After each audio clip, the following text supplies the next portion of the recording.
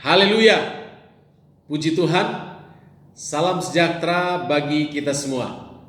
Puji Tuhan, pada kesempatan indah ini saya ingin berbagi kebenaran firman Tuhan perihal hidup kita yang sesungguhnya hari ini, yaitu hidupnya Kristus.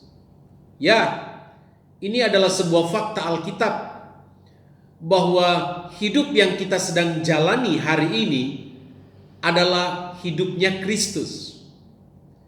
Hal ini menarik karena ada pemahaman yang sedang beredar hari-hari ini tentang bagaimana dikatakan kita tidak boleh mengkopi Kristus. Justru pada kesempatan ini saya ingin sampaikan bahwa kita tidak sedang mengkopi Kristus, tapi kita memang adalah fotokopinya Kristus. Kita adalah representatifnya Kristus bagi dunia. Kita adalah perwakilan Kristus bagi dunia. Kita adalah gambar Kristus bagi dunia. Ya, saya dan saudara dan setiap orang percaya yang sungguh-sungguh sudah lahir baru, kita adalah fotokopinya Kristus bagi dunia. Ada beberapa ayat firman Tuhan yang mendukung tentang konsep teologi ini. Misalnya di dalam Kolose pasal 3 ayat 3 dikatakan, sebab kamu telah mati dan hidupmu tersembunyi bersama dengan Kristus di dalam Tuhan.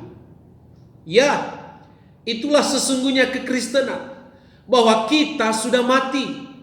Hidup lama kita sudah dikuburkan. Masa lalu kita sudah lenyap. Dan hidup yang kita jalani ini adalah hidupnya Kristus. Kebenaran ini dikonfirmasi lagi di dalam Galatia pasal 2 ayat 20. Di situ dikatakan begini.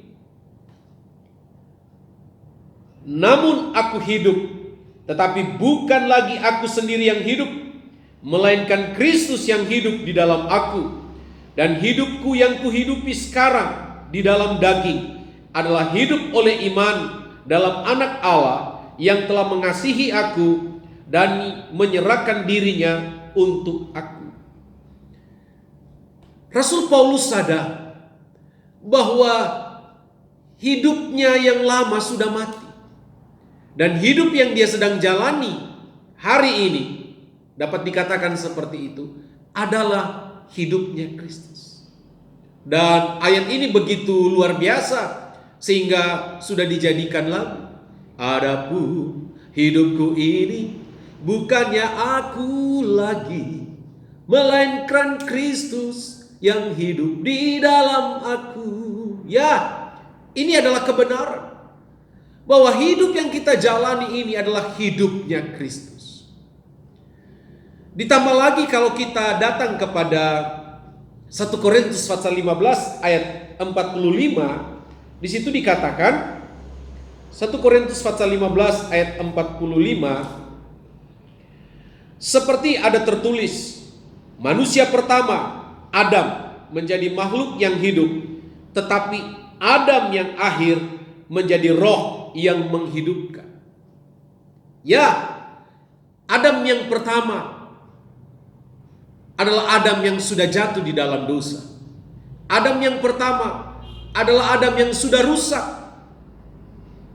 Dan setiap keturunan Adam ini adalah keturunan Adam yang sudah berdosa dan yang sudah rusak. Sampai pada Adam terakhir. Nah, siapakah Adam terakhir itu? Tentu itu tidak lain, tidak bukan adalah Yesus.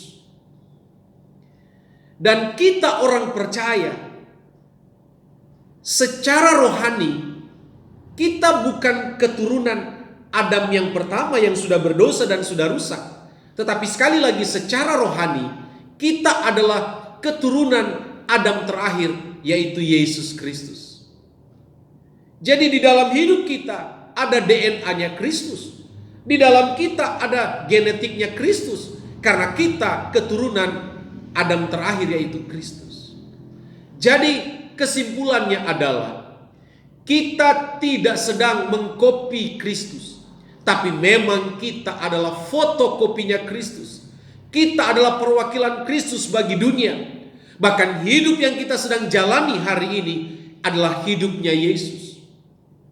Terlepas dari hidup kita mungkin masih suka berbuat kesalahan, sering sakit, kecelakaan, dan hal-hal lainnya. Ya, itu juga sebuah fakta. Tetapi fakta itu tentu tidak bisa menggagalkan kebenaran teologis bahwa hidup yang kita jalani hari ini adalah hidupnya Yesus. So, mari kita betul-betul implementasikan hidupnya Kristus bagi dunia. Hidup yang menjadi berkat, supaya ketika orang lain melihat kita, mereka melihat Kristus yang hebat, dahsyat, dan luar biasa itu. Haleluya, haleluya. Tuhan Yesus memberkati.